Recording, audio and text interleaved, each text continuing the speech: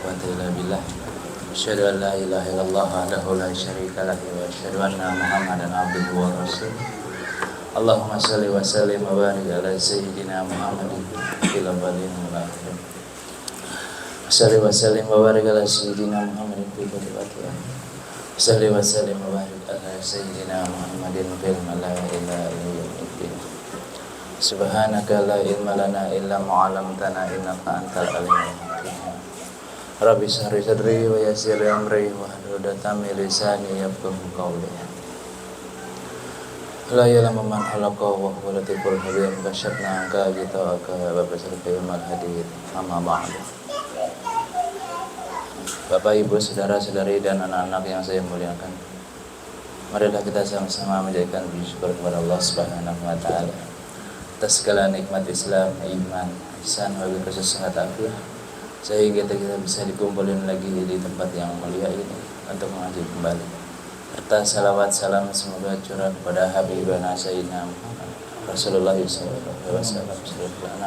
penolong kita di yaumil qiyamah, serta para sahabatnya yang agung, ahlul baitnya yang dicintainya, khususnya kita umatnya yang masih mau mengaji malam-malam begini. Saudara-saudari yang dimuliakan oleh Allah Subhanahu wa taala, tak lupa juga kita berterima kasih kepada guru-guru kita, baik guru-guru di sekolah, guru-guru di madrasah, guru-guru di masjid, dosen-dosen di kampus ataupun di langgar, khusus guru-guru agama yang ngajarin kita pelan-pelan. Semoga beliau yang mengajar dan kita yang diajar diampuni segala dosa-dosanya, dihapuskan segala hilaf-hilafnya. Amal ibadah kita yang tidak seberapa, semoga Allah Subhanahu wa taala mau menerimanya. Amin ya rabbal alamin. Alhamdulillahirrabbilalamin. Pada malam hari ini kita masih mengaji yang dinamakan kitab Fathul Mu'in, yang dimana kemarin juga sudah mengaji kemarin gitu. Jadi buat Bapak, Ibu, saudara-saudari, buat yang hadir khususnya minggu kemarin, sebenarnya kemarin itu udah ngaji, namanya ngaji diam namanya gitu. Karena kita hidup ini kebanyakan berisik mulutnya gitu. Kita ini hidup kebanyakan berisik hatinya, kita ini hidup kebanyakan berisik perbuatannya gitu. Jadi untuk minggu kemarin itu sebenarnya udah ngaji, namanya ngaji diam. Jadi tidak ada pengajian kosong gitu, papan tulis nggak ada. Jadi yang ada kita ini kosong akan keilmuan gitu. Pernahkah kita menyadari di dalam kehidupan kita selalu berisik? Entah dengan diri sendiri, ataupun dengan suami, ataupun dengan istri, ataupun dengan anak, bahkan dengan guru-guru atau masyaikh besar itu. Perkara-perkara yang sudah dijamin oleh Allah Subhanahu wa taala, soal rezeki gitu, soal rezeki, soal kehidupan, soal hal-hal yang berhubungan dengan kehidupan dunia gitu. Kita selalu berisik gitu. Bahkan kita selalu bilang yang enggak kepada Allah Subhanahu wa taala gitu. Jangan sampai di hati kita punya niatan kenapa Allah Subhanahu wa taala ngasih hidup saya begini gitu, kenapa? Jangan gitu. Jadi kemarin sebenarnya udah ngaji. Kemarin namanya ngaji diam gitu. Adakah yang lulus? Wallahu alam gitu, karena hanya kalian yang tahu apakah minggu kemarin ada yang gosip, ada yang gibah, bahkan ada yang terbesit di hatinya. Kenapa bisa begitu? Gitu. Karena hidup ini bukan soal teori, hidup ini praktek gitu. Berapa banyak ulama-ulama yang berteori tapi nol prakteknya. Sama kehidupan kayak kita. Berapa banyak ilmu kita pelajarin dari kecil, dari umur balik 15 tahun sampai detik hari ini, ternyata prakteknya nol gitu. Padahal agama mengatakan fattaqullah mastata'tum, bertakwalah engkau kepada Allah, berhati-hatilah engkau kepada Allah dengan semampunya gitu. Dengan semampunya gitu. Apa sih makna yang bisa diambil? Banyak kemarin gitu. Adakah kita hidup ya begitu-gitu aja gitu? Apakah kita hidup ini kebanyakan risih gitu mulutnya? Tapi saya punya saudara guru, punya tetangga, boleh sharing gitu, boleh sharing. Cuman ketika udah merembet ke urusan pribadi, urusan orang lain yang bersifatnya aib, jangan diungkit gitu. Karena kita kadang suka diungkit-ungkit sih kan gitu. Akhirnya nanti jadi permusuhan gitu. Ini mukanya pada pucat, belum makan apa ya? Gitu. Boleh kita mulai ini sebelum lanjut karena kita ada wakil. Nanti bisa kan ya? Fakat makalah gitu. Kalau ibu-ibu punya kitab Fathul Min, dibuka mukadimahnya halaman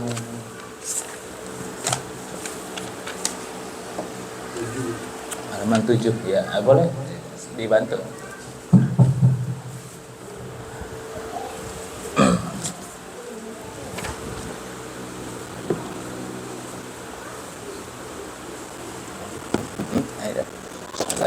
Bismillahirrahmanirrahim. Wasaqtuhu bi qurratil ain bi bayan muhimmati ahkamiddin ibtaqabtuhu wa hadha syarha minal kutubil mu'aqqah. Wasammaituhu bi qurratil ain, dan aku namakan kitab ini ialah Qurratul Ain bi bayani ahkamaddin, tentang yang dimana isinya perkara-perkara hukum di dalam Islam. Intahabtuhu wa hadza syarhu minal kutubi, yang aku ambil daripada syarah-syarah kitab yang muhammad. Syekhina khatimatil muhaqqiqina Syihabuddin Ahmad bin Hajar Al-Haytami wa baqiyatil mujtahidi mithlu Wajihuddin Abdurrahman bin Ziyad Az-Zubairi. Yang dimana di sini ada kata-kata li syaikhina berarti guru kami. Jadi nanti untuk kedepannya kalau kita belajar kitab Fathul Min yang disebut li syaikhina berarti ialah Ibnu Hajar Al-Haytami. Khatimatul muhaqqiqin, yakni penutup. Khatim itu penutup, muhaqqiqin ulama-ulama yang penutup di dalam tahqiqnya. Syihabuddin itu artinya ialah meteor. Din itu agama, berarti meteor agama. Ahmad bin Hajar Al-Haytami, yakni Ahmad bin Hajar Al-Haytami. Wa baqiyatil mujtahidin, setelah itu imam mujtahid. Misal Wajihuddin itu artinya keindahan dalam agama. Abdurrahman bin Ziyad Az-Zubaid radhiyallahu anhum. Lanjut. Wasyekhoy gitu. Ada ya, ini kurang. Syekhul Islam Al-Mujaddid Zakaria Al-Ansari wa Imam Al-Mujadi Ahmad Al-Muzaddadi Zubairi rahimahumullahu ta'ala. Oke. Wasyekhoy, yang dimana kedua guru kami, kedua guru besar. Wa masyaihina Syekhul Islam, yakni syekh besar di dalam Islam, Al-Mujahid pembaharu, Zakaria Al-Ansari, wal Imam Al-Amjad, imam yang agung, Ahmad Al-Muzazzad Zubaid, yakni Imam Agung Ahmad Muzazzad Zubaid rahimahullahu ta'ala, semoga Allah merahmati mereka berdua. Jadi nanti kalau kita belajar ilmu nahwu syaraf tuh rahimahumah. Jadi kenapa bukan rahimahullah kan gitu kan? Jadi ada karena ini dua orang. Lanjut. Wa ghairuhum min muhaqqiqil mutaakhirin mu'tamidan ala ma jazama bihi Syekhul Madhhab An-Nawawi war Rafi'i fan Nawawi fa muhaqqiqul mutaakhirin radhiyallahu anhum. Dan selain itu ialah ulama yang mutaakhir yang muktamad keilmuannya, ada yang bernama Imam An-Nawawi dan Imam Ar-Rafi'i. Lanjut, Pak. Rahiyan min Rabbina Ar-Rahmani ayyan tafiha bil adkiya ay uqala wa an taqarrabi ay bisababi ainil qadar ay al-yawm al-akhir bin nazri ila wajhil karim bukratan wa 'ashiyan. Amin.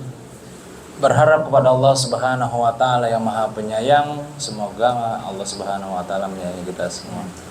Dan kami berharap bagi yang belajar kitab ini dapat mengambil manfaatnya, bagi yang cerdik akalnya.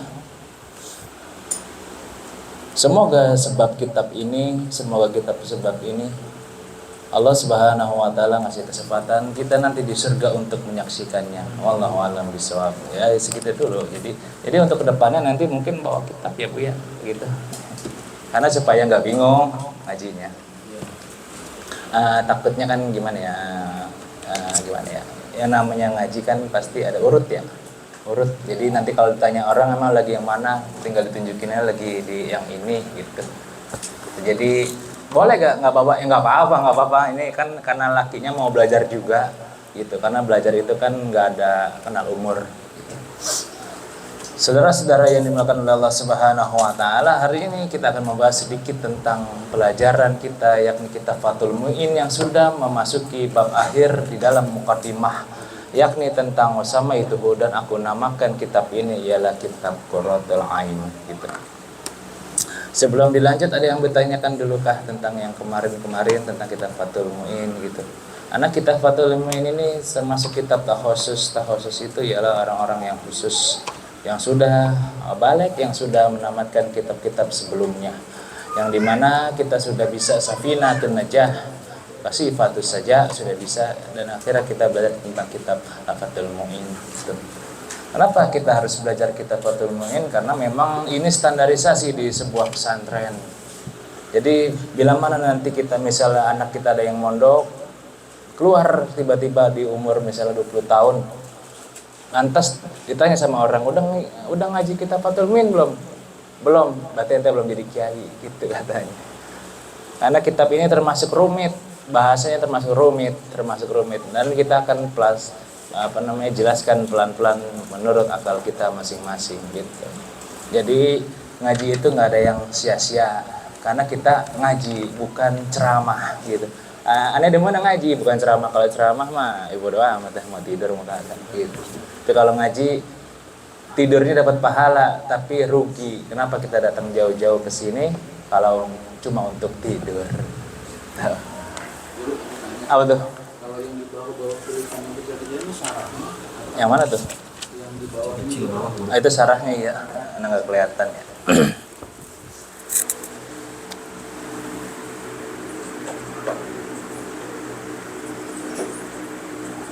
Untuk pemesanan sama Ustaz Rifki gitu, kalau ada mau beli kitabnya.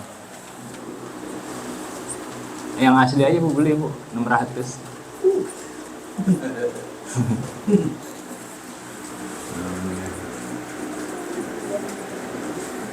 Apa Pak? 3 ya.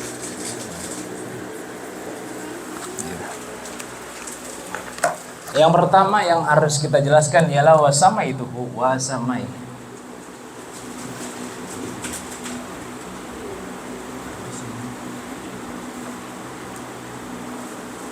Wasama itu ialah aku namakan. Namanya aku namakan. Dan sih maksud, tapi sini ialah aku namakan.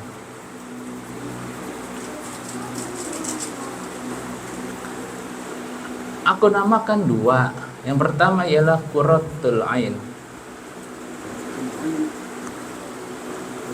Bukan Qurratul Uyun ya, tapi Qurratul Aini. Kalau Qurratul Uyun mah kitabnya buat suami istri, beda. Ini Qurratul Ain, penyejuk mata. Qurratul Ain. Lakmi yang nomor 2 ialah Fathul Mu'in. Ini yang kita pelajarin. Gitu. Qurratul Ain dan Fathul Mu'in.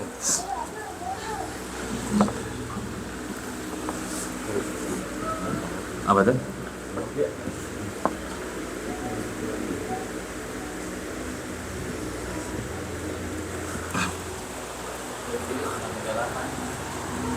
Cara memahami belajar kitab ialah kalau Qurratul Ain itu namanya di dalam kurung dia.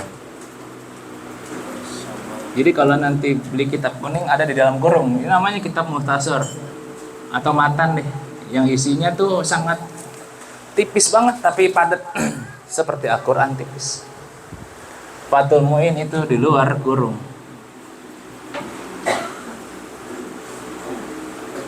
Ini namanya syarah gitu.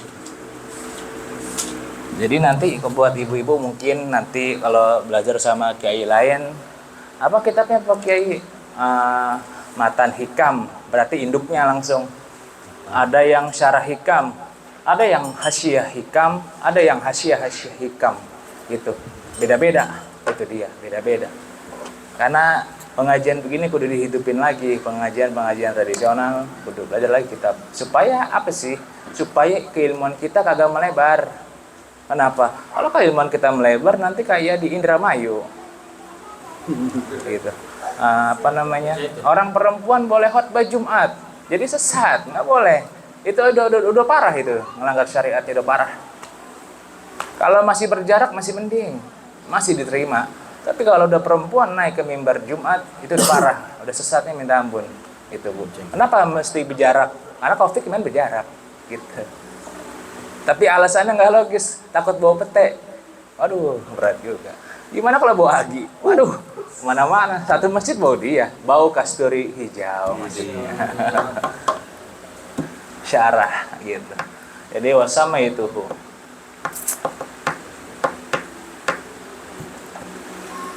Lalu habis wasama itu kata-katanya apa tuh? Ada isinya.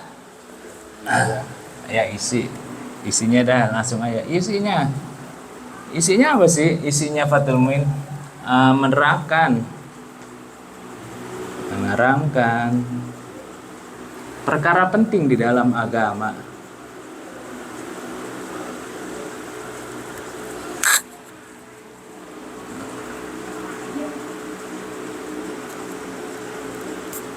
Tentang hukum Islam. Nah, disinilah orang yang banyak malasnya. Karena orang-orang sekarang itu taunya Al-Quran itu cuma seayat.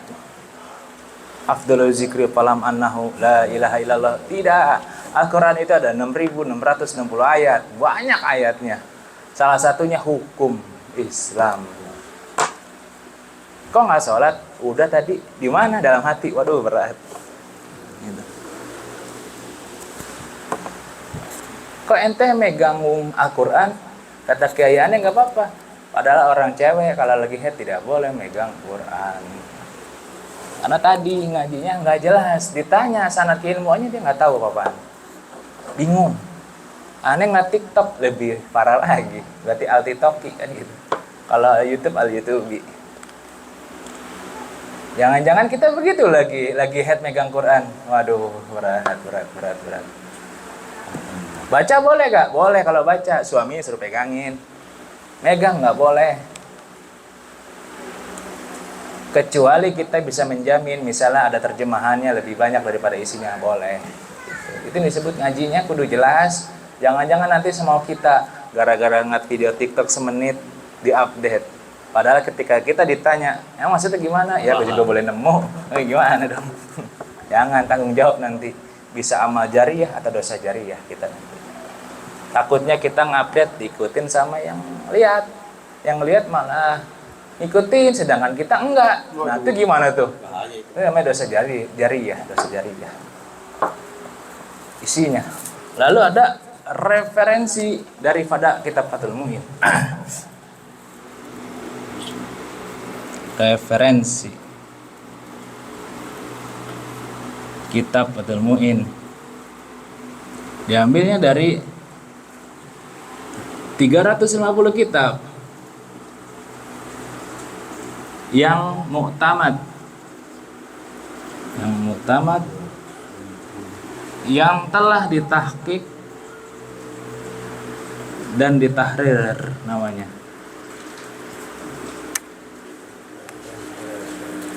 Ini agak berat. Kita ngaji sudah 351 sebenarnya kalau kita hatam.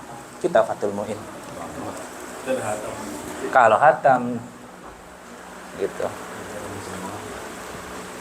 Kenapa sih kita harus ngaji kitab? Nah, insyaallah bihaulillah. Nanti kalau kita meninggal dunia, kita bisa berhujjah di hadapan Tuhan bahwa saya pernah hatamin kitab ini ya Tuhan. Gitu. Bisa ditolong kita. Nggak mungkin ditanya, ente ngamalin apaan? Aneh baca kitab komik One Piece. Waduh, berat. Boleh kayak ya boleh buat selingan, cuman agama jangan ditinggalin. Agama itu penjaga hidup, pelindung hidup. Gitu.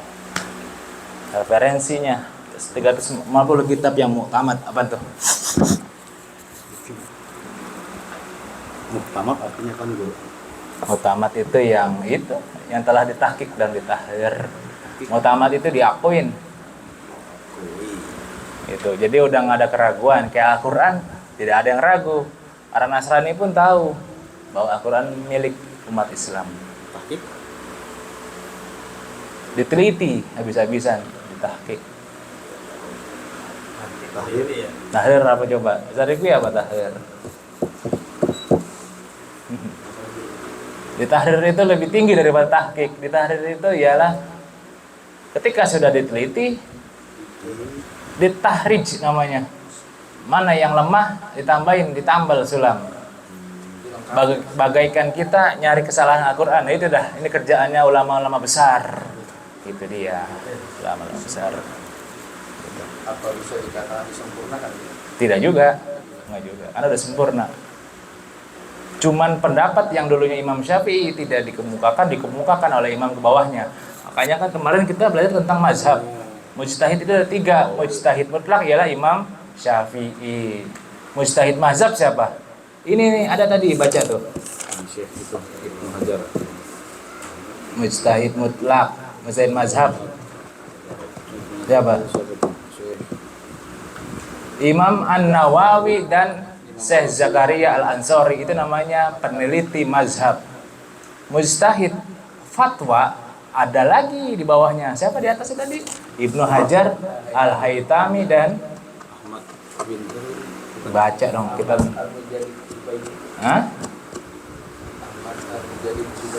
Ahmad Al-Muzadid. Ayo, apaan? Tadi kalian dibaca. Syekh? Hah?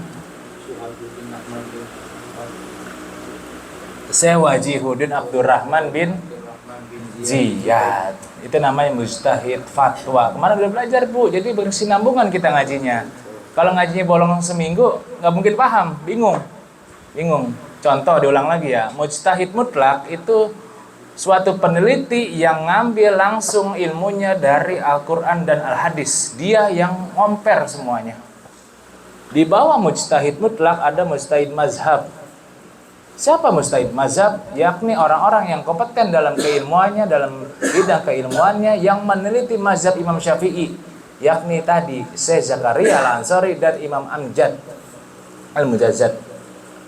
Di bawah itu ada mujtahid fatwa. Fatwanya Zakaria masih diteliti sama Ibnu Hajar Al-Haytami gitu. Contohnya, Pak Presiden, gue mau makan, bener gak? Bener. Cuman sama Ustaz Rifki, kata gue nya diganti kata aku. Diteliti lagi sama Mas Eko, kata akunya diganti kata saya yang lebih sopan. Itu disebut namanya tadi, dikoreksi. Padahal boleh-boleh aja ngomong gue, cuman gak sopan. Pak Presiden, gue mau ngopi dong. Ya silakan. Diteliti lagi sama Ustaz Rifki, Pak Presiden, aku mau ngopi. Kayaknya kurang pas. Diteliti lagi sama Mas Eko, Pak Presiden, saya mau ngopi. Itu namanya lebih sempurna lama-kelamaan gitu. Padahal bukan ngoreksi, cuman mengganti aja redaksinya. Lantas keilmuannya Syekh Zainuddin. Jadi Syekh Zainuddin itu bukan Abdul Aziz, tapi Syekh Zainuddin bin Muhammad Al-Ghazali. Jadi ya, itu dicatat tuh. Gitu.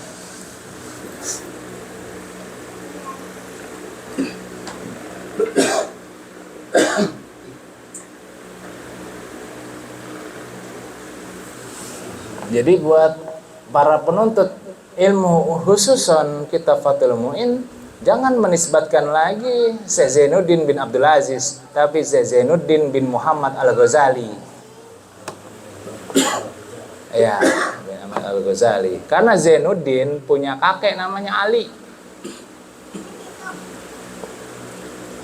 Tapi kita nggak bahas ke sana ya, kita bahas Zainuddin punya anak 3, namanya Yahya. Yang nomor 2 namanya Muhammad Al-Ghazali, mengikuti imam besar Imam Aswaja, Imam Al-Ghazali. Yang ketiga Zainuddin Abdul Aziz. Jadi Zainuddin Abdul Aziz itu pamannya. Jadi nisbat yang benar kepada Syekh Zainuddin ialah Syekh Zainuddin bin Muhammad Al-Ghazali. Dasarnya gimana? Di dalam kitab Al-Aujabah Al-Ajibah disebutkan Sesungguhnya ayah saya ialah Zainuddin bin Muhammad Al-Ghazali, gitu Bu. Jadi supaya enggak biasa lagi keilmuan kita. Jadi Zainuddin bin Muhammad Al-Ghazali. Yahya itu meninggal ketika waktu kecil umur 4 tahun. Ketinggal saudaranya yang dua, Muhammad dan Abdul Aziz. Ini yang menjadi ulama besar dua-duanya. Cuman masyarakat Indonesia taunya Zainuddin bin Abdul Aziz, padahal Zainuddin bin Muhammad Al-Ghazali. Karena Muhammad Al-Ghazali tidak sepamiliar Abdul Aziz keilmuannya, gitu. Setenarannya maksudnya. Lantas yang jadi pertanyaan selanjutnya, belajar kemana aja itu Zainuddin?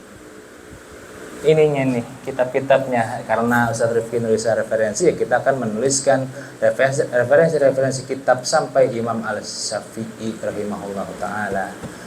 Pelan-pelan, jadi keilmuan kita itu bersambung, pelan-pelan, bersambung. Yang pertama ya dari induknya dulu deh.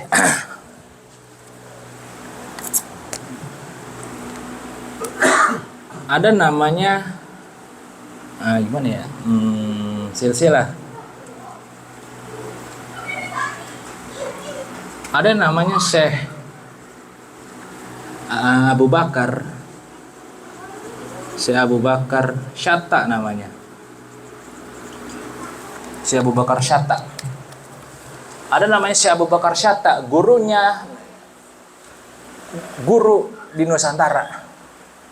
Gurunya Haji Ahmad Dahlan. Gurunya dia nih. Dia gurunya nih. Jadi Haji Ahmad Dahlan itu nama aslinya Muhammad Darwis. Diganti oleh beliau menjadi Ahmad Dahlan waktu mudanya. Ini kudu tahu, kok guru tahu? Saya dulu alumni Muhammadiyah jadi tahu. Muhammad Darwis namanya. Siapa lagi muridnya? Syekh Abu Bakar Syatta, yakni Syekh Ali Al-Banjari, keturunan Banjar.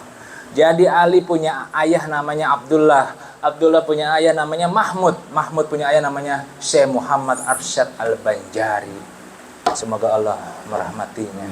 Ini kudu paham. Kenapa kita sama Kalimantan hubungan dekat? Karena memang berkaitan keilmuan, khususnya keilmuan saya khususnya. Gitu. Syekh Abu Bakar Syatta punya murid yang sangat disayangin.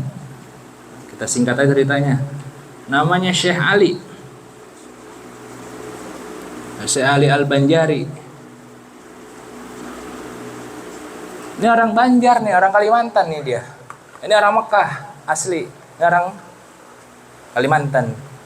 Dia punya cicit di Indonesia nih. Sayangnya kita selalu benci sih. Susah juga ya. Namanya Kiai Haji Nawawi di Sidogiri. Tahun 2021 meninggal dunia. Punya cicitnya nih dia di Indonesia. Jadi kalau ibu ke NU termasuk ngambil sanad juga. Jadi jangan benci-benci NU lah. Gitu. Ini mah enggak. Gue masuknya misalnya PFI, ya tuh jangan dong.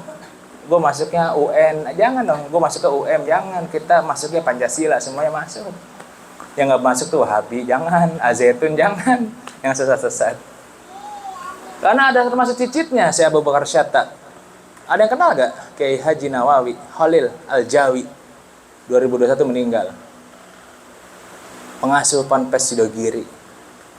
Dia itu sahabatan sama Kiai Jempes. Kiai Jempes itu punya murid namanya Kiai Haji Nur Salim. Nur Salim punya anak namanya Kiai Haji Bahauddin Nur Salim, Gus Baha. Makanya Gus Baha alim. Kita, gue baru tahu udah gini-ginian. Ya udah jangan. Syekh Ali Al-Banjari, dia punya murid di Indonesia. Banyak Bu punya murid dia. Salah satunya ialah Habib Abdurrahman Ali Al-Habsi Kuitang. Habib Ali Kuitang punya murid namanya Habib Muhsin Bungur. Habib Muhsin Bungur punya murid namanya Kiai Haji Muhammad Syafi'i Azami, punya murid namanya Haji Natamullah, punya murid namanya saya. Makanya saya berkaitan juga dengan ini. Itu sanad saya ke sana. Itu jadi kalau ngaji ditanya orang, ente kemana? Ente kesini. Oh, itu sesungguhnya kita nyambung semua, cuman jangan sampai ngacak nanti ngajinya. Karena apa? Pengertiannya bakal bingung. Kok Gus Baha begini ya? Memang dapetnya dari Kiai Jempes itu beda sama yang di sini gitu. Kalau Kiai Habib Ali Kuitang bahasanya Betawi bener. Jadi ya pakai bahasa Betawi dah. gitu. Atau sifat 20-nya kita ngambil dari Habib Utsman bin Yahya, Parpunan Melayu. Mungkin ibu-ibu dulu belajar fikihnya Isadul Anam ya. Pernah ngalamin ya? Mungkin Bu Yus ya. Isadul Anam. Itu fikih jadul itu. Udah hatam belum itu Bu Neneng gitu. Kalau anak sekarang, lu ngaji apa tong? Nggak tahu gua. Iya, yang penting gua suruh ngaji. Mak gua ngomel mulu, pusing. Yaudah jangan dah. Isadul Anam, sifat 20. Banyak lah dulu zaman dulu ngajinya. Atau Asraful Anam ya. Bener ya Bu ya? Asraful Anam pernah tahu gak? Kan Isadul Anam ya. Asraful Anam tuh fikih atasnya lagi. Gitu. Jadi kita ada kaitan, cuman kita nggak ngebahas yang mana. Syekh Ali Al-Banjari itu ialah murid kesayangan Syekh Abu Bakar Syatta yang disuruh nulis kitab Hasyiah, namanya Hasyiah Iyanah Thalibin. Ini dia suruh nulis nih, namanya Iyanah Thalibin. Nama aslinya bukan ini, nama aslinya panjang, nama aslinya Iyanah Thalibin hal kulli al-fazi fi fatil mu'in fathil, yakni penolong bagi seorang santri yang ingin mempelajari kitab Fathul Mu'in.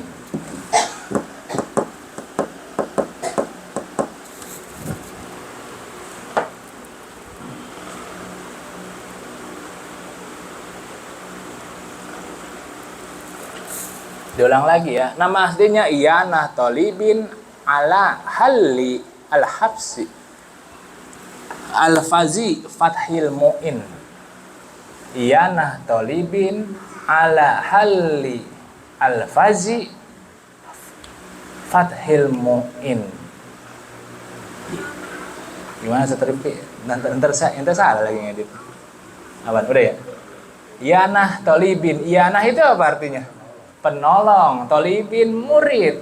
Ala hali memecahkan masalah. Al-fazi mengurai atau lafal. Fathil mu'in, di dalam Fathul Mu'in. Maksudnya guru ngasih tahu gini-gini gimana? Kalau ente pengen belajar kitab Fathul Mu'in, ini dulu hatamin. Gitu. Kalau kagak, pusing kepalanya.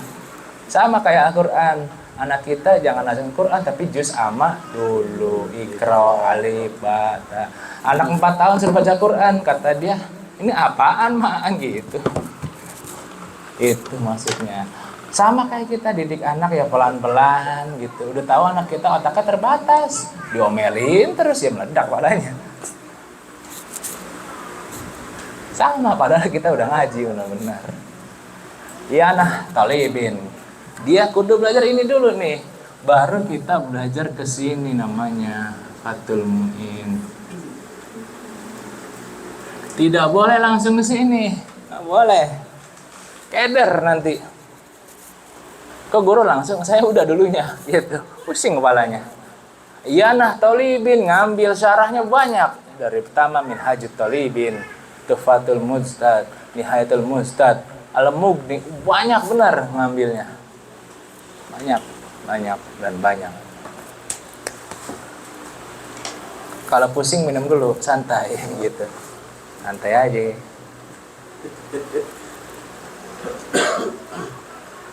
Mungkin banyak yang bertanya, kenapa kayak gini harus tahu supaya nanti kedepannya nggak bingung.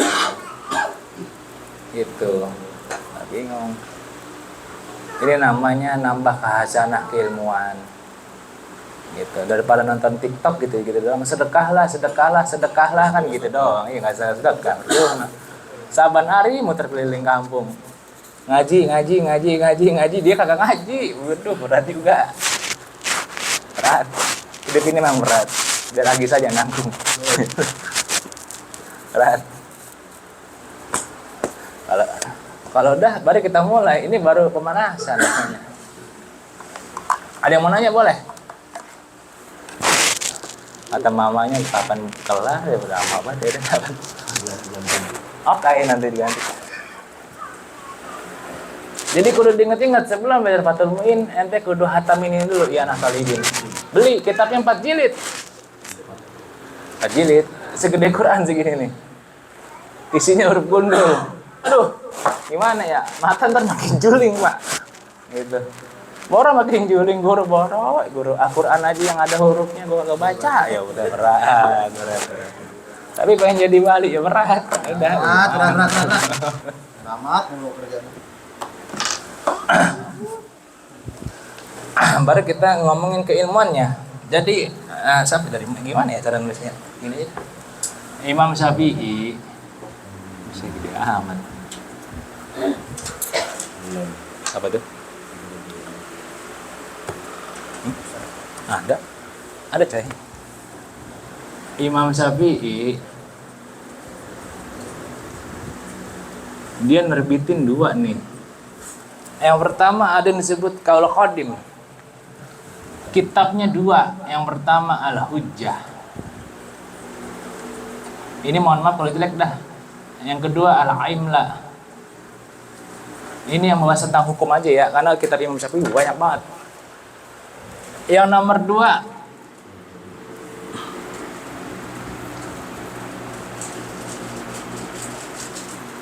ada 3. Yang pertama Al-Um. Yang nomor 2 ialah Buaiti. Yang nomor 3 ialah Muhtasar Muzani.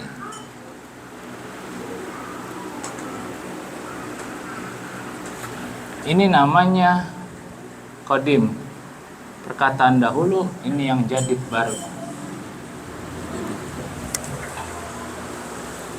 Buaiti itu ialah murid yang paling alim dari Imam Syafi'i sama Imam Muzani. Ini yang menjadi rujukan nanti kita ke depannya, karena kita belajar tentang referensi kitab kan, berarti kan harus jelasin kitab-kitabnya apa. Aneh mah sesuai tema aja, orang Tariki ngasih begitu. Berarti kan temanya ya kitab. Ada Rifki kapan rumah tangganya ya. Belum itu. Buaiti, Imam Buaiti itu murid Imam Syafi'i.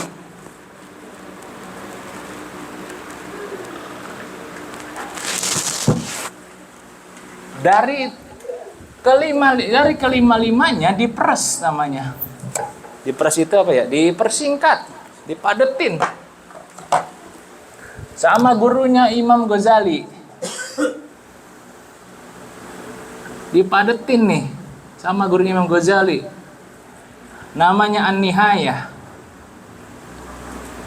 Siapa dia? An-Nihayah pengarangnya ialah Imam Haramain. Ini gurunya Imam Ghazali nih, Imam Haramain. Yang Masya Allah keramatnya luar biasa beliau. Top. An-Nihayah namanya. Apa tuh?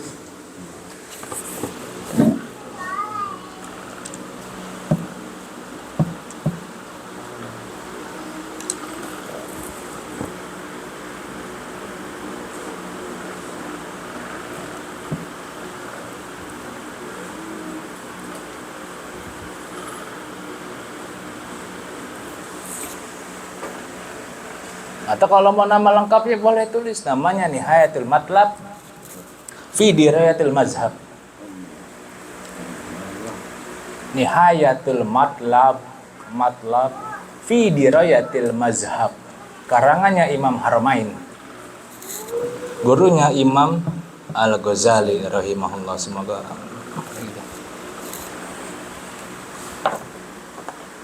An-Nihayah masih kelebaran karena 9 jilid. Dipadetin sama muridnya Imam Al-Ghazali. Yang pertama ialah Al-Basit. Al-Basit masih besar. Dipadetin lagi namanya Al-Wasit. Ini yang pertama nih, ini yang nomor 2. Masih terlalu padat, dipadetin lagi cuman sebuku namanya Al-Waziz. Ini oleh Imam Al-Ghazali. Siapa sangka idola kita, terutama saya, ahli fikih Imam Ghazali rahimahullah ta'ala. Gitu. Dulu di awal-awal ngaji pernah disinggung, siapapun syekh yang ente kagumin, kudu ahli fikih. Kalau enggak sesat pasti. Nyimpang dia. Karena ahli fikih itu syariatnya jago. Sidi Abdul Qadir Jilani, mazhab Malikinya jago. Imam Malik, apalagi. Yang ini Imam Ghazali aja jago kita fikihnya. Al-Basyid, Al-Wasyid, dan Al-Wajiz oleh Imam Al-Ghazali rahimahullah ta'ala. Al-Wajiz masih terlalu padat karena isinya benar-benar ilmu, dipadetin lagi oleh Asy-Syekhon namanya, dua guru besar di dalam mazhab Syafi'i, sama Imam Rafi'i, mohon maaf. Jadi Fathul Aziz ini masih kepadatan, dipadetin lagi, namanya Fathul Aziz, sama Imam Rafi'i. Siapa Imam Rafi'i? Imam Rafi'i itu dijulukin Asy-Syekhon, dua guru besar di dalam mazhab Syafi'i. Jadi kalau kita nanti buka kitab, pasti nama dia ada. Salah satu karamahnya beliau ialah pohon anggur nyala ketika mati lampu. Imam Rafi'i. Topnya bukan main. Ahli fikih tetap. Ahli apa gitu. Imam Rafi'i, pohon anggur nyala. Masya Allah. Nyala. Gimana caranya? Supaya apa? Supaya dia bisa ngarang kitab di malam hari. Kalau kita listrik mati aja udah teriak. Ya beli apa ya? Gitu. Imam Rafi'i. Fathul Aziz masih ketebalan karena tebalnya 14 jilid. Dipadetin lagi oleh Asy-Syekhon berikutnya, yakni Imam An-Nawawi, menjadi kitab Ar-Raudhah.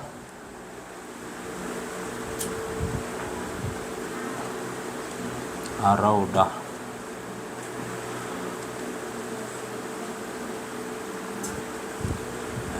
Ini namanya Imam An-Nawawi.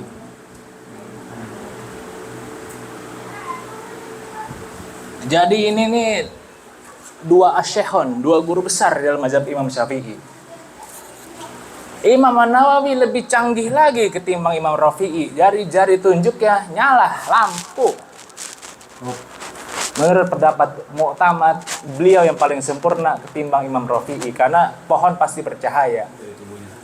Iya, dari tubuhnya bercahaya. Begini coba, bagaimana tuh lagi nulis. Tuh Imam An-Nawawi meninggal muda, tidak nikah, tapi pengabdiannya untuk ilmunya luar biasa. Kalau kita, waduh, berat.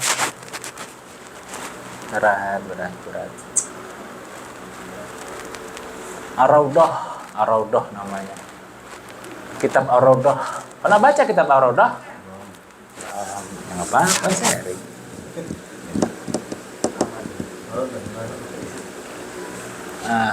Kenapa sih diajarin gini-ginian? Man yuridillahu bihi, terus barang siapa yang ingin dikehendaki Allah baik, dia akan dipahamkan agamanya. Wali tuh gini-ginian bisa. Gitu Bang Ruli. Oke, jadi nggak ada. Nih golok katanya 1 miliar, bohong. Nggak ada. Jadi kudu bisa fikihnya. Kalau fikihnya nggak bisa, ya sulit. Apa? Jadi tentang karamatil aulia, siapa ya contohnya yang paling besar, yang paling banyak, yakni yang paling besar, Sidi Abdul Qadir Jilani. Al-Kisah, ada seorang Muslim dan Nasrani sedang ribut. Agama gue yang paling benar, agama gue lah. Nabi gue yang paling benar, Nabi gue. Nabi Isa bisa ngidupin orang mati. Nabi lu kagak, Nabi Muhammad. Lewatlah Sidi Abdul Qadir Jilani, dengar ada apa nih ribut-ribut. Ya Syekh, tolongin, ini gimana? Katanya Nabi Isa yang paling benar ketimbang Nabi Muhammad. Emang kenapa katanya? Nabi Isa bisa menghidupkan orang mati. Apa yang dikatakan oleh Sidi Abdul Qadir Jilani? Kalau cuma ngidupin orang mati, masa Nabi Muhammad, gue juga bisa. Bahasanya itu, kalau bahasa Betawi kan gitu. Gue juga bisa. Mana orangnya? Anterin, yang paling tua kuburannya dianterin 200 tahun yang lalu. Dianterin. Yang mana yang kamu mau? Yang ini, hidupkan. Dia saudaraku, buyutku. Siapa namanya? Ini. Kum, bangun. Nikah punya anak baru meninggal lagi. Langsung asyhadu alla ilaha illallah wa asyhadu anna Muhammadar Rasulullah sallallahu alaihi wasallam. Jadi kalau untuk ngudupin orang mati Kudu paki, itu dia. ampiki. Enggak, Nabi Muhammad mau ngapain? Kita juga bisa. Mungkin ada yang buat semut, Pak Ahmad bisa ngidupin semut. Masya Allah. Ajaib Pak. Nah, jadi top, Marco top di rumah udah. Kalah kita mah. Bismillah. Bangun. Gimana itu? Atau enggak kejauhan dah kalau cerita beliau. Ada yang pernah ziarah Sunan Ampel gak ya? Belum. Masa Ilokan banyak begini nggak ada? Belum. Yang di Surabaya nggak ada? Jadi di sana di samping makam Sunan Ampel ada 9 makam. Namanya makam Mbah Soleh. Mati hidup sampai 9 kali. Itu Mbah Soleh namanya. Karena apa? Gara-gara masjid kotor. Nggak ada yang ngurus, dia hidup lagi. Bagaimana itu? Mungkin di Surabaya masih hanya kali sampingnya. Lu bangun dah masjid kotor. Mungkin ya. Ana dulu dapat gitu doang ceritanya. Mbah Soleh namanya. 9 makam tuh di Sunan Ampel, Surabaya. Iya dia semua. Orangnya. Ya kita makamnya gitu. Aduh belum ya, belum ziarah-ziarah ya. Ziarah dong. Ajak tuh Om Agi jadi pemimpinnya. Pemimpin malam Sabtu. Gitu. Nggak apa-apa ziarah, 1 bis nggak apa-apa. Nanti dikoordinir sama Bang Ruli dan Ustaz Rifki. Gitu. Itu tentang karomatul aulia. Jadi mohon maaf, karomat itu buat wali-wali. Karomat itu buat wali-wali Allah Subhanahu wa Ta'ala yang hatinya udah nggak dunia lagi. Jadi kalau kayak kita orang biasa namanya maunah. Ada yang mau ditanyakan kah? Gitu. Karena semuanya berkeramat kalau kita di jalan Allah Subhanahu wa Ta'ala.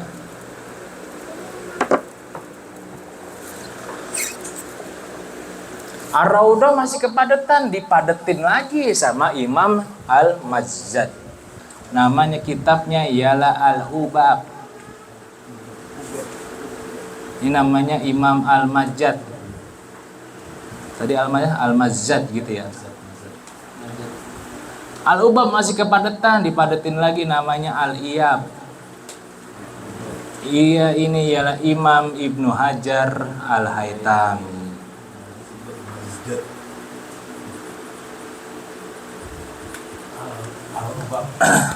Jadi kenapa namanya Ibnu Hajar Al-Haytami? Jadi di dunia fikih itu ada 2 sebenarnya Ibnu Hajar, Al-Haytami dan Asqalani. Tapi Asqalani dijulukinya ahli hadis padahal ahli fikih juga ya. Ini jadi pertanyaan, kenapa dinamakan Ibnu Hajar anak batu? Nah, betul. Kalau Haytami itu nama kampung di Mesir Barat, namanya Haytam. Kenapa disebut anak batu? Karena beliau ngajinya pas tua, seumuran Pak Imam, 45 tahun. Beliau taubatnya terlambat. Datang ke gurunya, dengerin ngaji kayak kita kagak paham. Dikata bismillah, alhamdulillah. Dikata alhamdulillah, bismillah. Kagak paham. Entah gurunya dong, murid saya bilang gua tahu. Gitu. Nggak paham. Akhirnya dia kecewa mungkin karena udah tua kan malu kalau ngaji. Mungkin ibu-ibu ngerasain dah, atau bapak-bapak dah, udah tua malu ngaji, apalagi bareng bocah ngajinya. Nunduk tuh Imam Ibnu Hajar Al-Haytami. Ahmad kecil, nunduk. Duduk di bawah pohon, melihat batu yang bolong kena tetesan air. Dia renung aja. Batu yang keras begini aja bolong, apalagi otak hati gua yang bikinan Allah pasti bisa. Akhirnya dibalik badan lagi dan belajar dengan sungguh-sungguh. Bisa dia menjadi imam besar di dalam Imam Syafi'i. Kita begitu gak ngajinya gitu. Kadang udah tua, gua mau ketemu Anu udah di sana, ya udah gitu sih. Bukan mau ngaji, mau ketemu Anu. Ya udah, kalau udah ketemu ngapain gosip? Berat ya. Itu dia. Iya, salah. Itu Ibnu Hajar asal mulanya kenapa dinamakan anak batu, karena dia ingat batu bolong kena air. Sama kayak kita nggak mungkin gini-gini aja pasti bisa berubah kalau asal ada kemauan, kesungguhan, sungguh-sungguh ngajinya, ngaji dibanyakin, ngamalin kagak, gitu dia. Kadang kita begitu sih, rumah makan tahu aja, majelis taklim kagak tahu. Rumah makan yang orang yang enak, majelis taklim di musola, di masjid kagak tahu, gue bingung. Kasihan tuh guru-guru sini yang perempuan, ya Allah, kata mau kemana Bu Nyai, mau ngaji nih. Oh iya, kita mau makan-makan dulu ya, coba ya. Sedih banget Bu Nyai sini, mungkin jangan gitulah gitu. Ngajinya mau guru-guru tenar, guru kampung ditinggal, jangan. Itu asal mula Ibnu Hajar Al-Haytami. An-Nawawi, siapa nama aslinya An-Nawawi? Iya. Nama aslinya ini nama samaran semua ada alias. Karena wali itu pasti ada nama samaran. Satu amalan dah.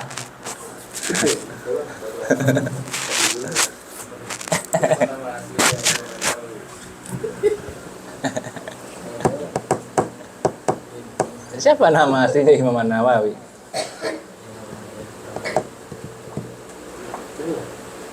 Amalan kayak Maulid Ubed dah yang giniin langit bisa hujan. Kita sih minta sama dia maksudnya gitu. Ya mah gak bisa. Waduh, sama dia tuh bisa. Itu aja belum juga turun ini. Waduh. Apaan tadi? Siapa?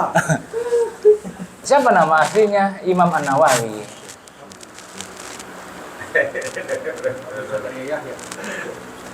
Ustaz Yahya. Ustaz Yahya. Gimana? Hah? Nama aslinya ialah Yahya bin Syaraf dari kampung Nawa. Jadi Imam An-Nawawi di sini bukan Syekh Nawawi Al-Bantani, bukan, tapi Imam An-Nawawi. Kalau Syekh Nawawi itu nama orang benar. Kalau Nawawi itu julukan. Yahya bin Syaraf dari kampung Nawa yang sangat alim, dia belajar kepada Imam Al-Ghazali, kepada Imam Haramain. Akhirnya dijulukin Imam An-Nawawi. Yang matinya usia 45 tahun tidak menikah, dia menikah dengan ilmu. Tuh. Jadi buat anak-anak muda kalau belum datang jodohnya, kalau belum dikaruniain anak, masa sedih, ilmu aja yang dikejar. Kagak ada bedanya sama orang-orang mandul. Apa itu orang mandul? Punya anak nggak ada gunanya, berat. Saya dulu sedih juga dengar dari Pak Kiai, ente jangan sampai ya sir, punya anak nggak ada gunanya. Aduh berat juga ini, gimana tuh?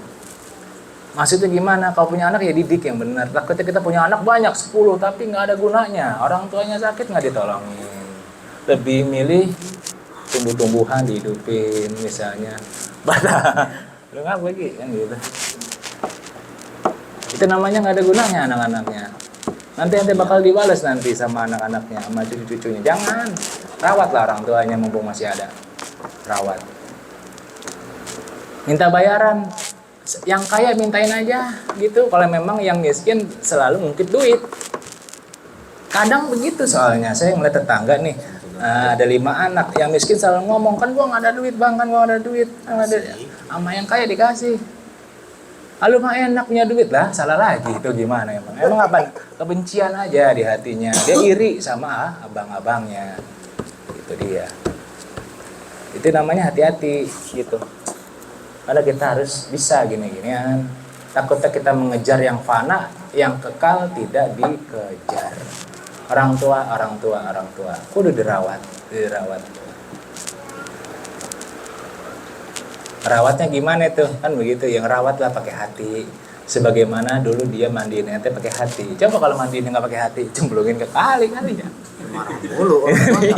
Dikasih tali, tarik lagi. Kayak bayi Jawa. Enggak lah orang tua. Mertua juga. Kadang sama orang tua kandungnya baik banget, sama mertuanya galak. Waduh, berat juga ini manusia. Jangan. Gimana ya? Dinamika kehidupan, ada suami istri.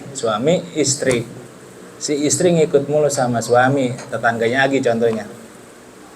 Giliran ada acara di rumah istrinya, suaminya nggak mengikut. Ada tetangganya lagi, aneh nyaksin sendiri.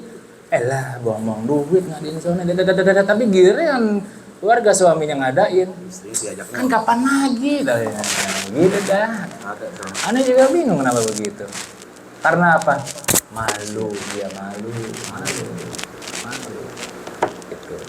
Yang ketiga, guru ente tuh yang di sekolah-sekolah yang ngajarin ente 1 tambah 1 2. Coba dulu kalau dulu gurunya dulu bohong. 1 tambah 1 berapa? 3. Kita goblok sampai sekarang. Jangan begitulah ngajinya. Gimana nih? Untung guru kita, guru SD benar semua jujur. Tapi akhlaknya jauh guru. Ya Allah ngomongin akhlak. Itu dia. Yang penting gitu dulu. Coba kalau dulu 2 tambah 2 6. Kok guru ngajarin 6 ya? Emang gurunya maling gimana dong? 2 tambah 2 ya 6. Kalau kurang 4 tambah 2 dong. Jangan lupakan guru-guru kita. Guru-guru SD tuh jangan lupakan, terutama yang SD. Yang ngajarin kita, saya ini bisa baca gara-gara guru-guru SD. Guru-guru PAUD juga yang ngajarin kita, yang nitipin anak kepada kita, jangan lupa-lupain lah. Kadang kita begitu sih, mentang-mentang jadi orang apa ya, nggak mau kenal. Aduh, ada guru gue lagi tadi minta duit, ya Allah, pelit amat. Kok guru tahu? Agi pernah soalnya ngeliat gurunya lewat, ya ada Habib lagi, dia ngumpet aja jadinya tuh. Itu dia. Jangan begitulah, jangan. Takutnya kualat, kalau kata guru sekumpul kualat. Kualat. Hargailah guru-guru ente, hargai. Lebih-lebih orang tua kandung dan mertua, hargai. Itu. Kalau memang tidak bisa nyenengin, minimal jangan buat susah. Apa sih jangan buat susah? Kalau ada masalah jangan ngadu ke orang tuanya, minimal. Minimal enggak sih, lemes juga sih mulutnya. Akhirnya orang tua kepikiran lagi, udah tua. Kasihan. Dari kecil dia indung-indung, udah tua dipikiran lagi. Itu dia. Ini mah saling ingetinnya karena pelajarannya berkaitan soalnya. Karama wali itu terjadi karena baktinya sangat tinggi sama orang tua. Gitu. Ada yang mau nanya lagi kah? Ada yang kenceng ya?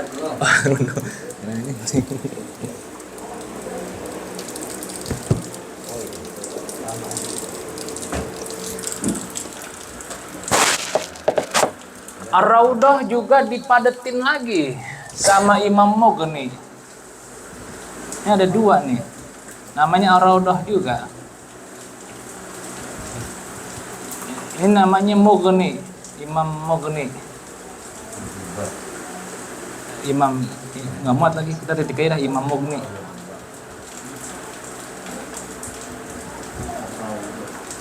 Ya Ar-Raudah juga namanya. Imam Mughni itu gurunya Syekh Zainuddin.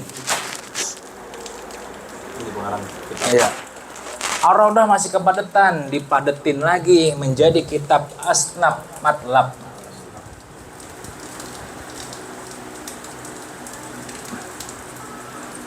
Oleh siapa tadi? Zakaria Al-Ansari. Imam Zakaria Ansori.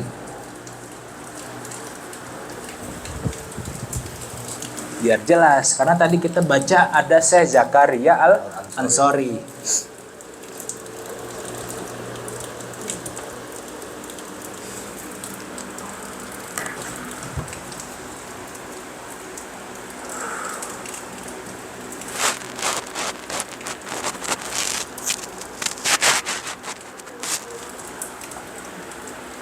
Kenapa? Asna matlab. Lalu dari semua ini timbul kitab baru nih. Jadi semua ini dirangkum nih. Nggak muat lagi, namanya Al-Muharrar. Al-Muharrar itu kitabnya dari kitab semuanya nih. Jadi ente nulisnya gitu ya Pak. Dari kitab Al-Mutazar, Mizani, Buaiti, Al-Hujjah, Al-Imla, Al-Nihaya, Al-Basid, Al-Washid, Al-Waziz. Di sini adanya Al-Muharrar karya Imam Rafi'i. Imam besar ini dia. Dimasukin ke kitab Al-Muharrar. disyarah sama Imam An-Nawawi, namanya kitab yang banyak beredar di masyarakat, Minhajut Thalibin.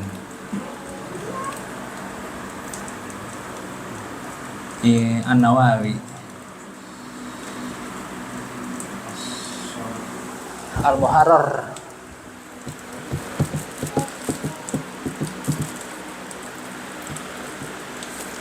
Al-Muharrar disyarah. Jadi Al-Muharrar itu kitab induk, disyarahnya Minhajut Thalibin. Minhajut Thalibin disyarah lagi oleh 4 imam besar. Waduh, panjang ya gitu.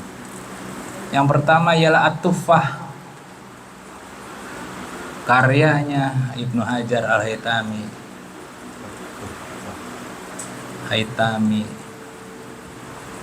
Yang kedua hampir mirip An-Nihayah. An-Nihayah itu karyanya Imam Romli.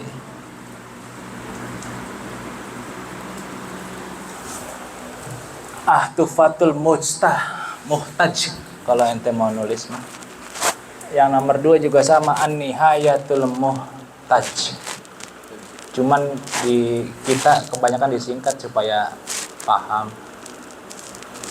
Ada kisah menarik di sini dengan Imam Romli dan Imam Ibnu Hajar. Jadi Imam Romli dan Ibnu Hajar Al-Haytami ialah 2 pendekar mazhab Syafi'i. Kalau 2 guru besar kan tadi, ya ini pendekarnya, bawahnya lagi. Alkisah istrinya Ibnu Hajar Al-Haytami bilang kepada suaminya, ya mau mandi di pemandian, berapa? Setengah real. Ini ntar dicariin. Karena Ibnu Hajar Al-Haytami itu sangat miskin. Dikumpulin, dapatlah, dikasih ke bininya. Datang tuh bininya senang mau ke pemandian umum. Datang, Assalamualaikum, salam, saya mau mandi. Udah nggak bisa, Bu. Emang kenapa? Sudah disewa oleh istrinya Imam Romli. Nah loh, jadi Imam Romli itu imam yang paling kaya dulunya. Udah disewa, Bu. Waduh, berat. Dia pulang tuh ngambek sama suaminya dah. Ngambek. Ya. Bener gak sih ya ilmu lu ya? Emang kenapa? Imam Romli kaya, alim. Iya, apa lu gini-gini aja maksudnya. Ibnu Hajar Al-Haytami diem ya, nunduk dia. Angkat kepalanya. Ayo ikut saya yuk. Ayo ikut ya. Dibawa ke sumur Zam-Zam. Dibawa. Timba itu sumur Zam-Zam. Isinya emas semua. Segini cukup gak? Belum. 2 kali. Segini cukup gak? Belum. 3 kali. Segini cukup gak? Cukup. Ketika engkau mengambil 1 aja, kita cerai. Gitu. Ketika engkau mengambil 1 emas aja, kita cerai. Kok gitu ya? Iyalah. Aku nggak butuh dunia. Gitu. Tapi Imam Romli beda-beda. Gitu. Aku takut dihisap. Diturunin lagi jadi 2 timba. Apa kata Ibnu Hajar? Mau ngambil atau mau cerai? Diem, diturunin lagi sampai semuanya. Bagaimana pendapatmu? Aku ikut denganmu bersabar sampai hari tua dan meninggal dunia. Itu wali sesungguhnya. Bukan wali nggak punya duit. Kalau dia mau ada, gitu. Kalau kita mah emang kagak ada, dia ada-adain. Waduh, berat juga ini. Enggak, ini maksudnya pelajaran yang paling penting. Jangan ngada-ngada, nggak boleh. Ibnu Hajar tuh, aduh gimana ya? Saya pernah nyaksiin tuh di daerah mana ya? Saya lagi jalan, Bu, dulu sama bapak. Ada Pak Kiai begini. Aduh, coba bayangin. Beneran, Kiainya Kiai kampung di daerah Banten. Padahal kalau kita mikir, ya mohon maaf, rumahnya kayak siapa ya? Rumahnya siapa ya? Mas Hafiz rumahnya. Begitu dah rumahnya. Tapi kalau duit banyak, kata dia apa? Ya, saya mah kalau mau udah kaya dari dulu. Kenapa ente nggak kaya baik Pak Kiai? Buat apaan? Beda-beda hati orang. Kalau kita pengen kaya nggak kaya. Orang kaya pengen miskin nggak miskin? Miskin. Berat ya. Oh gitu. Pester tahu gak ya pester? Tahu lah. Kurban sapi 1.000, kambing 1.000, tambah kaya. Pester. Karena dia sedekahnya bagus, kita ya waduh. Sedekah mirip-mirip. Itu dia. Orang tua yang paling dekat sedekahnya tuh. Boro-boro sedekah. Harus disedekahin orang. Mulutnya nyakitin. Ente tahu gak mulut nyakitin? Belum tahu ya? Coba tanya dah sama yang mulutnya nyakitin. Coba tanya dah. Bener loh. Kok guru tahu? Saya pernah ngalamin. Dulu saya ngelawan sama orang tua. Mulutnya nyakitin. Mulut nyakitin tuh kayak, apaan sih mak? 1. Ntar dulu mak. 2. Kok begitu sih mak? 3. Mama saya tahu 4. Banyak. Itu namanya mulut nyakitin. Apalagi mantah habis-habisan. Itu kenapa saya bisa ngajar, karena saya tahu semua. Saya pernah ngalamin dulunya mulut nyakitin namanya. Padahal bagi kita nggak nyakitin, tapi bagi emak kita nyakitin banget. Yang ngajarin kita ngomong, dibalikin omongannya gitu. Sekarang kita punya anak, rasakan kau ya. Dibalikin. Sholat, apaan sih ya? Sakit banget. Akhirnya ngamuk dah, tendang-tendang pintu. Aduh, berat juga ini. Bener loh, ini mah kejadian banyak. Tanya lagi, ditandai banyak. Nyakitin. Itu sama orang tua, belum sama mbak-mbaknya, sama adik-adiknya, nyakitin juga mulutnya. Ya ribut lagi. Akrabnya pas lebaran, pagi-pagi sejam makan rendang, itu akrab dah. Habis itu udah ribut lagi, gue bingung juga. Gitu dia. Meteor lagi orangnya panas. Bang, jangan dihabisin rendang bang, buat tamu bang. Itu dia, lagi makan akur. Ya begitu dah. Itu dia. Yang ketiga ada namanya Al-Mughni. Al-Mughni juga sama. Mughni Al-Muhtaj, karya Imam Syarbini. Iya. Waduh, ini kita agak panjang nih, mohon maaf. Bisa udah kelar. Namanya Imam Syarbini. Al-Mughni Al-Muhtaj. Lalu yang terakhir ialah Minhajut Tulab. Minhajut Tulab, karya Zakaria Al-Ansari lagi.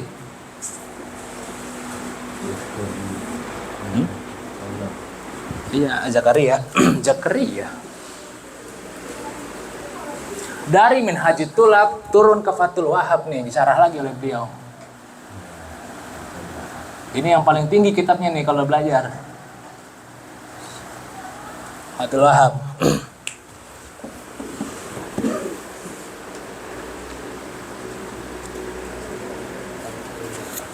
Dari Minhajut Thalibin ada lagi sebenarnya. Tambahin deh. Ini ada 3 nih di sini syarahnya. Yang pertama kan Zurogibin yang kemarin pas bab kurban. Karya Imam Jalaluddin Al-Mahalli. Imam Mahalli.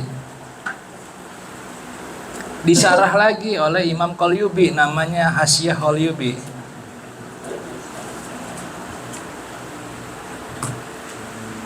Apa?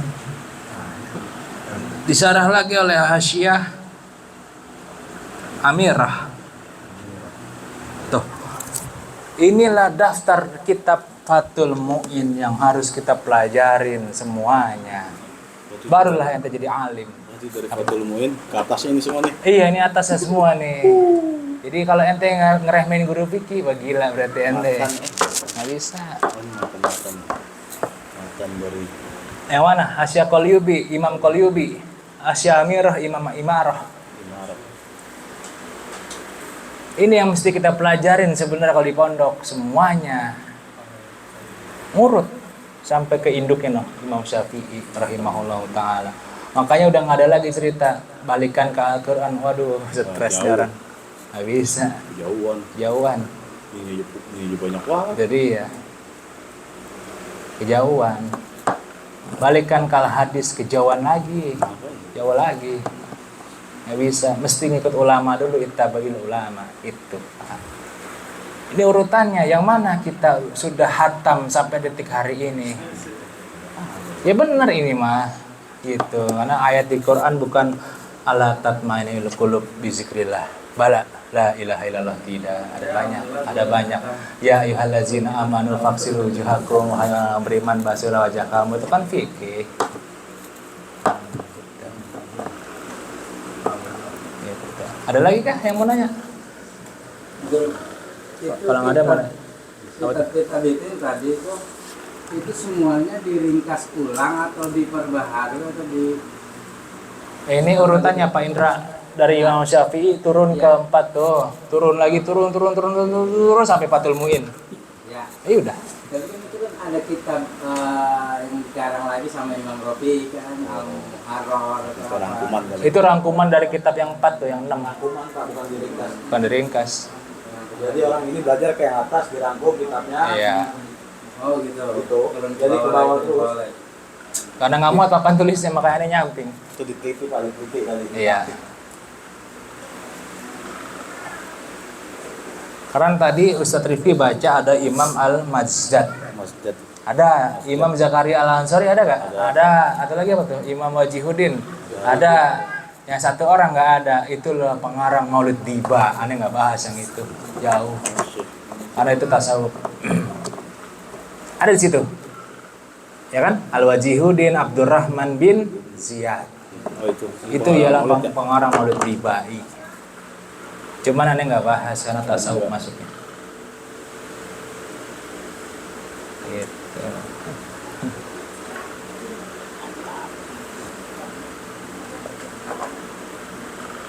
Beli kitabnya. Gitu. Yang mana Ustaz Rifki? Yang nggak paham. Kalau yang terakhirnya dulu yang Fathihah Jihad. Oh iya benar itu. Yang terakhirnya ialah apa itu? Fathihah Al-Qiyah Al-Quran. Orang ini bisa memberikan dan akhir kita jadi kita berikan Harapan Imam Fathul Muin. Ini ada harapannya yang terakhir. Lanjutannya harapan. Harapannya yang pertama ialah cerdik akalnya atau pandai.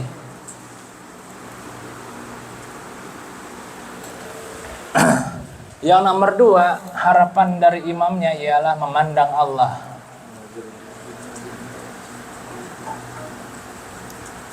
Dan Muhammad sallallahu alaihi wasallam. Yauma izin nazirah ila rabbiha nazirah.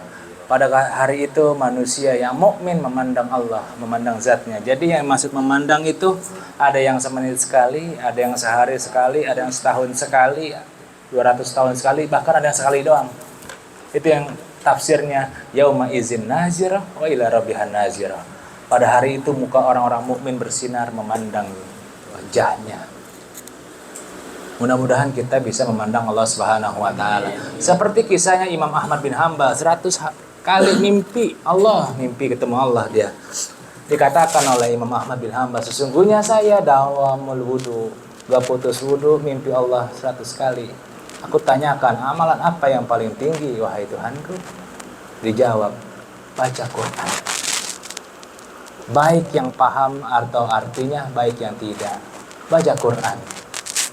Kita baca Qurannya gimana? Seminggu hatam nggak? Padahal semua solusi hidup ada di Al-Quran. Baca Quran yang paling tinggi. Tapi ada lagi yang paling tinggi, namanya salawat. Sebab Quran kurun gara-gara yang disalawatin Nabi Muhammad SAW. Ada lagi di atas salawat, namanya ngaji. Paling tinggi itu ngaji rekohnya. Gitu. Tapi baca Quran aja Bu. Seayat boleh gak? Ya boleh. Berarti hatamnya 6.666 hari. Berarti berapa tahun tuh? Ilokan. Kejarlah coba. Insya Allah bisa Quran. Nonton Ikatan Cinta kelar. Sampai si Al bunuh diri. Sampai ini dia tahu. Kayak hatam Quran orang pernah. Buat ibu-ibu yang mau ikut hatam Quran boleh daftar, nggak apa-apa gitu, buat nambah-nambah pahala gitu. Hatam Quran atau enggak Al-Fatihah. Atau enggak salawat. Jadi buat ibu-ibu yang misalnya baru hadir, baru gabung sama kita, baca salawat Bu 1000 kali dan istighfar 1000 kali gitu. Jadi insya Allah ibu-ibu baca semua, kagak ada yang cuma satu orang doang, enggak, semuanya baca insya Allah. Gitu. Betul. Gimana sih? Ya benar gitu. Udah apa? Pada nggak baca sholawat katanya. Itu dia. Baca semua ibu-ibu insya Allah. Kayak Poneneng tuh coba khatam Qurannya 2 kali dia sebulan. Jadi malu diliatin. Alafu dah kalau nggak ada lagi kayak tukang obat ngomong dulu. Wallahu a'lam bishawab. Wabillahi taufiq wal hidayah. Assalamualaikum warahmatullahi wabarakatuh.